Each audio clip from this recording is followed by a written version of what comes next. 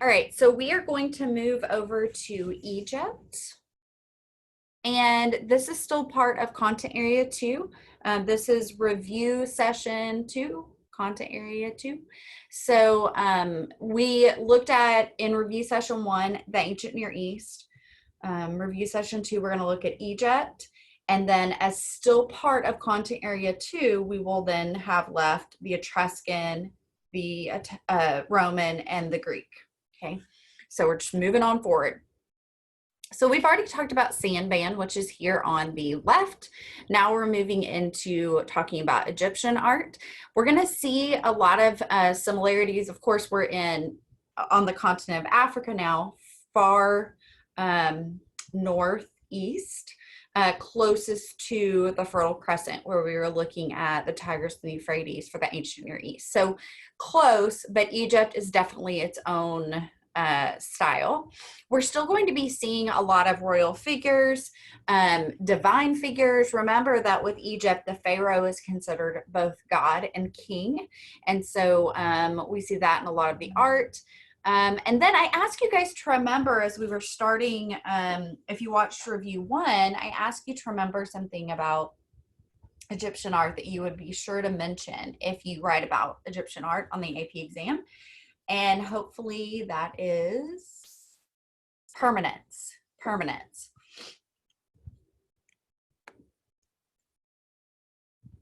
So same as earlier, talking about, there's the idea of permanence. A lot of the work we look at in the Egyptian style and context has to do with divine beings. The sun is very common. That's kind of the main focus. And then permanence, funerary. Now, of course, they made art that wasn't funerary. It's just that, remember, the tombs become like time capsules. And so they preserve everything really, really well. And so whenever that is uncovered, and again, remember, no one was ever supposed to see what was in those tombs except for the deceased. But when that's uncovered, it's become this preserved moment in history. And so the tombs then become these kind of incubators of this art style and context. So they had art other than funerary. It's just that's what we have left, right? And then lastly, remember that Egyptian art, their conventions, their style, their aesthetics stayed the same for about 3,000 years. And it's only really then there's some stylistic change minor, but it's only really in the Amarna period in the New Kingdom, and that was under Akhenaton or Akhenaten and Nefertiti, that the style is dramatically different. Up till then, and even after then, they stick to these same conventions and standards.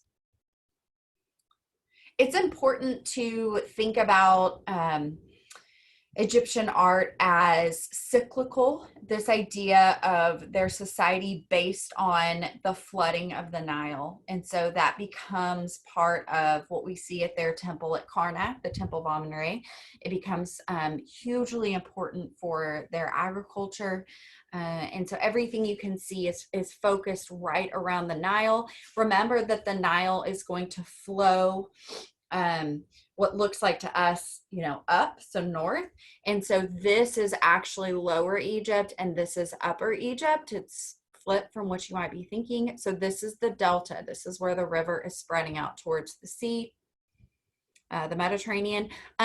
So much of what we see in Egyptian art was never intended to be seen, as I mentioned. We see a lot of frontal pieces because remember, they were set up for the spirit of the deceased or maybe worshipers at a temple. They were set up for them to see. And so it's very frontal, a lot of symmetry, hierarchical scale, formal, right? Not relaxed, except for the Amarna period, formal. A very specific abstraction. Even a young child, right, an elementary student, you could show them a work of art from Egypt and they would probably know it was Egyptian because it has such a strong flavor or style. A lot of kind of blocky forms that we'll look at and talk about. Already talked about Upper and Lower Egypt. The Palette of Narmer, which we're about to talk about, again shows that the different crowns of the unification of Upper and Lower Egypt we associate with the palette. Daily rituals are definitely going to be important, especially when we're talking about the sculptures of king or pharaohs, and of gods. So thinking about this idea of bringing an offering to a statue is something we talked about with the Egyptians. We talked about their really strict canon of proportions, that every person is 18 units high, that there's these rigid rules. For example, the ankle's always at the first horizontal, the knee is between the fifth and sixth. It has all of these rules. We talked about the twisted perspective or composite view, where you're seeing somebody from both the side and the front at one time. This was considered ideal. So our first Egyptian work we looked at is the Palette of King Narmer. And we talked about the fact that this is a ceremonial object. So it was larger than it needed to be. And likely this was, it could be used, right? Like the giant pair of scissors we talk about that are used at a ribbon cutting, they can be used. They can work as scissors, but they're not super practical, right? And so this could be used to grind and store eye makeup. But it makes a lot more sense to use a smaller palette. So this is a giant palette because it has something ceremonial associated with it. So right between the necks here on the back side is the, or I guess I should say the right side, is the part where the makeup went, the eye makeup. This is divided into registers, and it's all about power and authority. It's about the power, the conquering of enemies of Narmer, and then the fact that he unified together the Upper Egypt and Lower Egypt. Hieroglyphics, remember, are how they tell the story. You would call this low relief because it's carved, but it's not that deep, especially compared to the Greeks and the Romans. Bull, symbol of power. All right, seated scribe. This guy is from the Old Kingdom as well. So this is pre-dynastic, meaning it's before the unification of Egypt, or it's actually at that moment of unification, we assume. This is Old Kingdom. So we're going to go pre-dynastic, Old Kingdom, middle, new. All right. The seated scribe is a Ka sculpture. It's to hold the soul of the deceased. This would have gone actually in his boss's tomb. And it represents the scribe, but it's a figure type. It's not a true portrait of him. Remember that this piece is very, well, it's short, right? It's small, it's a couple feet tall, and it's compact, it's heavy at the bottom. It has this kind of isosceles triangle look to it. And so it's very sturdy, right? Again, remember, built for permanence. It was painted, it was limestone. Now, remember, even the pharaoh's expensive stone sculptures were also painted to look realistic. And so it's what's underneath that paint that makes it significant. So this is limestone. He's important, but he's not a pharaoh. So it's not that important. And then his soul would inhabit this object after death, and or a part of his soul would inhabit this object after death, depending on if he went to the netherworld, the afterlife, or not. And remember, he would have been holding a reed in his hand. We talked about how this has some realism to it, but it's obviously going to still be abstracted. There I am with it. All right, Menkaure Queen. This object is also Old Kingdom. It is a Ka sculpture, but again, this Ka sculpture is of the pharaoh and the queen, likely his favorite wife. And so when we look at this, again, it would have been painted just like this guy was painted. But it's what's underside or underneath that counts, okay, when it comes to importance here. The both of these kind of have that flat back. That's because these were meant to go in a niche in a little inset up against the tomb wall. Again, this isn't life size. This is like 4.5 feet tall. And so the size doesn't seem quite, I mean, hierarchical scale is important, but it's like the soul, right, which would reside in these sculptures could find it without the size being exactly right. These are ideal forms. We talked about the similarity of Egyptian art. And so again, based on that canon of proportion, if you're going to write about Egyptian art, you better be mentioning permanence. If it's a figure, mention the canon of proportion. Okay. And if you're talking about the Amarna period, you're talking about Akhenaten, Nefertiti, and three daughters, then you're going to talk about how he's, the artist is breaking from that canon. All right, so they're wedded to the stone. They're still somewhat geometric. They are recognizing, we talked about the difference between how a male is represented versus a female. There's subtle gender differences there. They are kind of just staring off into eternity. These Ka sculptures were meant to receive rituals at certain points. They were meant to remind the Ka being the spirit, the soul, of their position in life. Oh, sorry. Oh my gosh, I had a June bug on my foot. Okay. And they are to help ensure that the king gets an afterlife, right? So they have that function as well. Here it is when it was dug up. It's kind of interesting to see him kind of peeking out here of the silt. So what had happened there is the cella roof had collapsed. How do we know it's the pharaoh? The headdresses are a real good clue. The amount of effort that would go into carving something like this. He would have had, these would have been painted, and of course he would have had more iconography on him. The false beard, all those things. Remember that pharaohs and queens were not to show hair. Left foot forward. This is when we first started talking about the left foot forward. We also talked about how if you want to get some analysis in here, perhaps the dark stone is referring to that afterlife story where the pharaoh would become a form of Osiris, the dark-skinned god, after death. And so as the sculpture is worn away, as the paint is worn away, he's actually becoming his afterlife form, which is interesting. Right.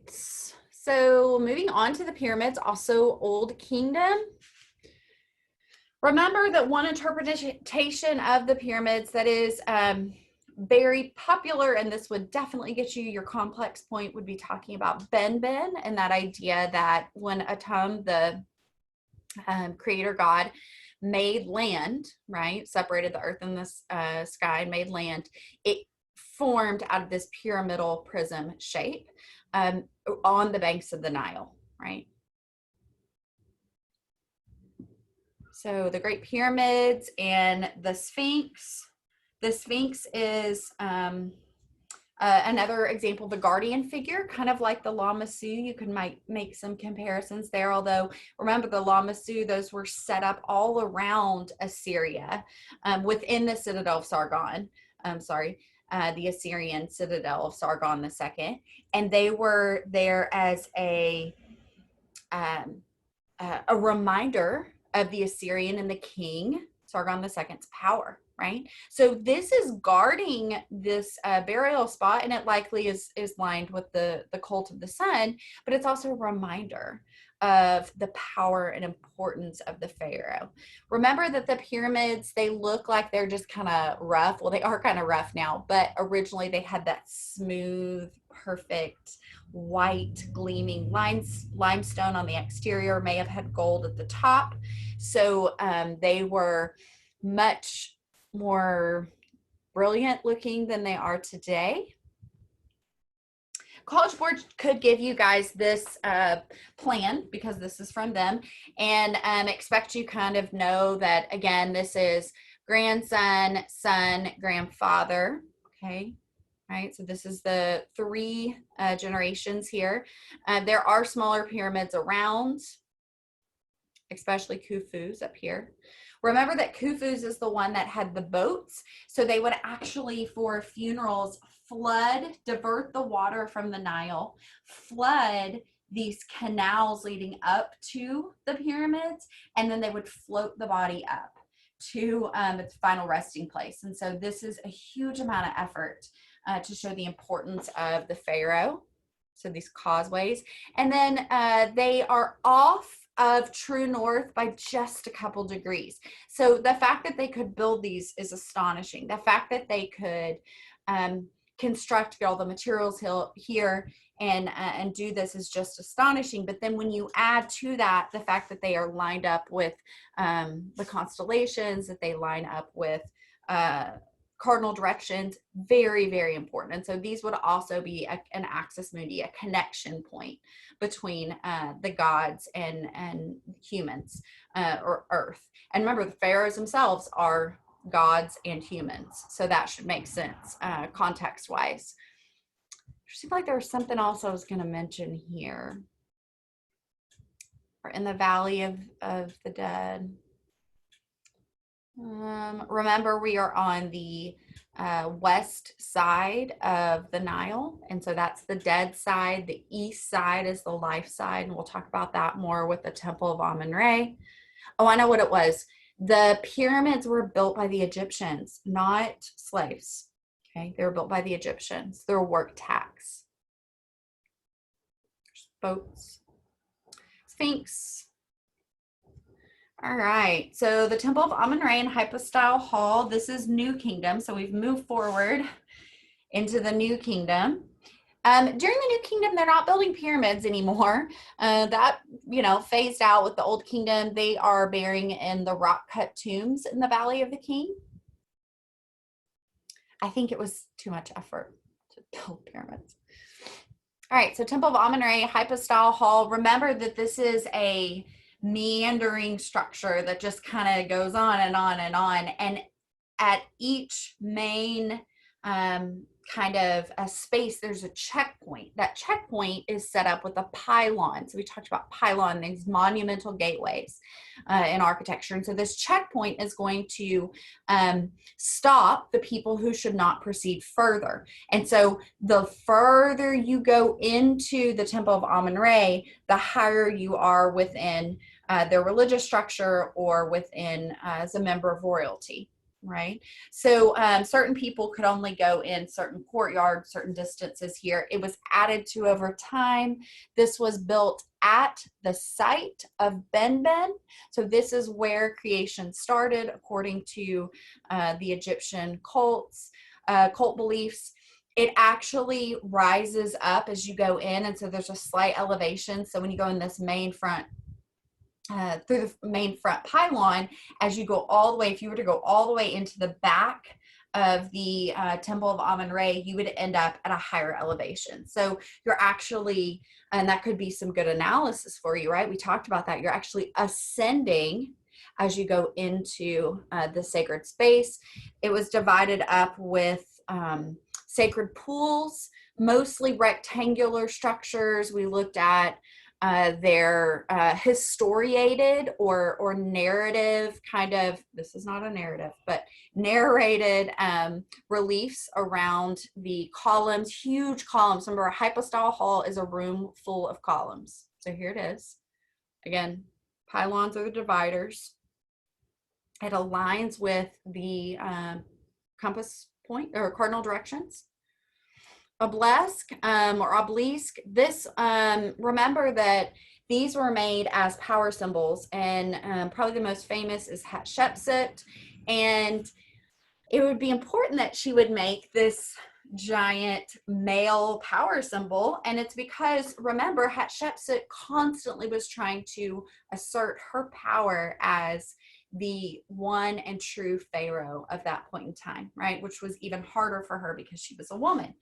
And so this was red granite. The matching one was removed by Constantine and put up in Rome because, stealing someone else's power symbol is like the ultimate power move.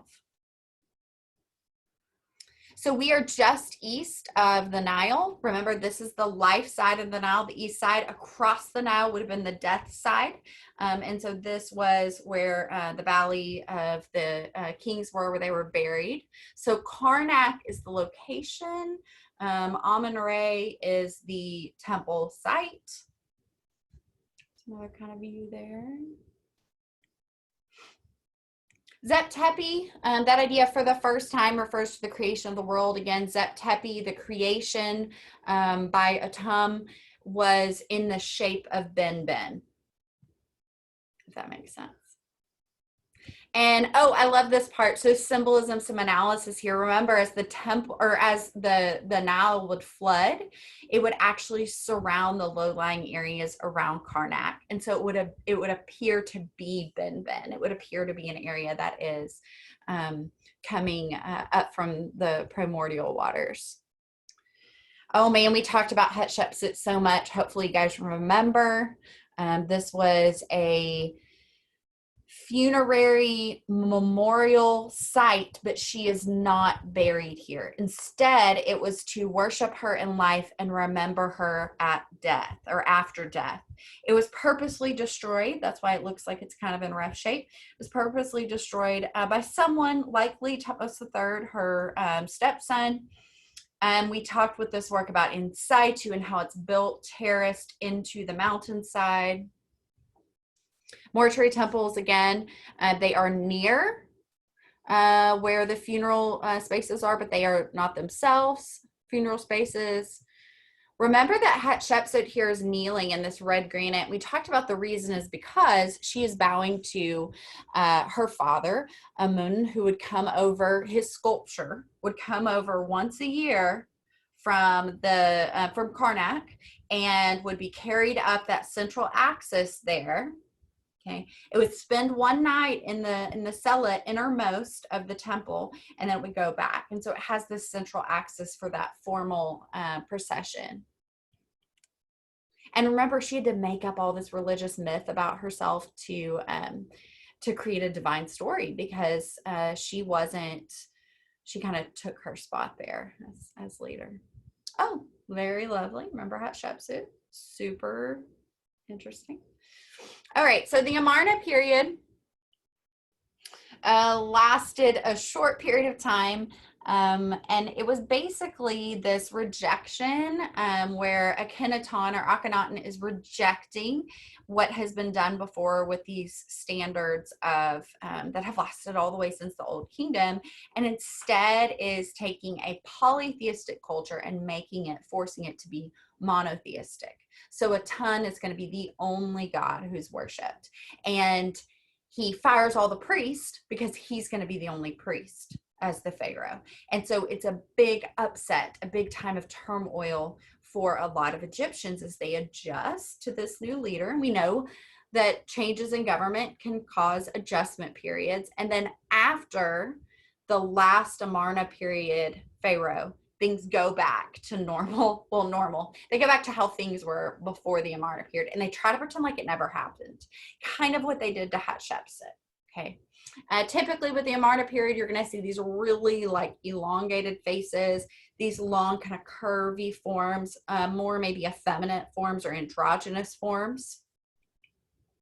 Nefertiti was his wife. And so this is a hearth piece, and hearth piece means this would go in the home in a prominent place, and it would be there as a meditation point, a point to remember who the pharaoh is and how important the pharaoh is. And so a lot of good discussion with this work. It has the theme of domestic, which is kind of nice. We really haven't seen that before up to this point. It's an intimate, informal portrait versus if we compared it to Menkaure wife, right? This is not funerary. It goes in the home, and it has all the hieroglyphics talking about the king and queen. Oh, King Tut. So he is the grandson, I believe, of Akhenaten. So this is obviously funerary. This is a casket or coffin that is encased. We have all the different parts of it. And so this is the innermost part. So it's the part closest to his preserved body. He had some congenital issues, probably the result of some genetic the inbreeding within the royal family, potentially. He only lived like 18 maybe or 19. He was a young king, a young pharaoh, but he's still, even with his broken and fragile body, he's still considered a god, right? Because he's pharaoh. And so he has this attention given to him, and it's this elaborate gold and lapis lazuli, semi-precious stones. It would have been, it had multiple layers that encased it. And it was remarkable because remember, Howard Carter found it intact, his tomb intact. And so they were able to really see what all of the pharaohs' burial spaces had been like. There he is. And then I think this is our last Egyptian piece. This is the Last Judgment of Hunefer. This is a Book of the Dead. So again, a Book of the Dead is going to be funerary. It's something to be buried with someone who had enough money to afford one.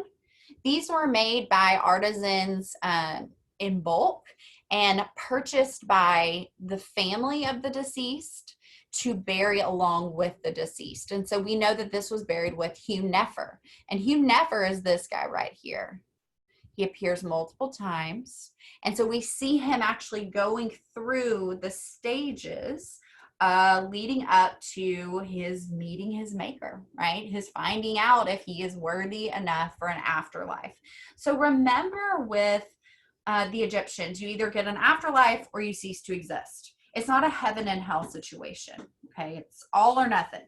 So these were papyrus. They were rolled up, and we're actually just looking at a fragment of it, but these were rolled up, and they're showing Hunefer going through this, right, with Anubis, the jackal. They're going to weigh his heart, and his heart would be weighed next to a feather.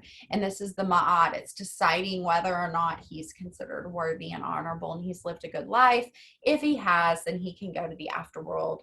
This is Osiris, Iris, his daughters, Ra. And he's sitting on the block of salt, right? So this idea of the preserving of the body. Twisted perspective. This is a narrative because it shows us a progression. All right. That is it for Egypt. And so the next review video is going to be picking up with the Etruscans and going into ancient Mediterranean. So we've now finished ancient Near East.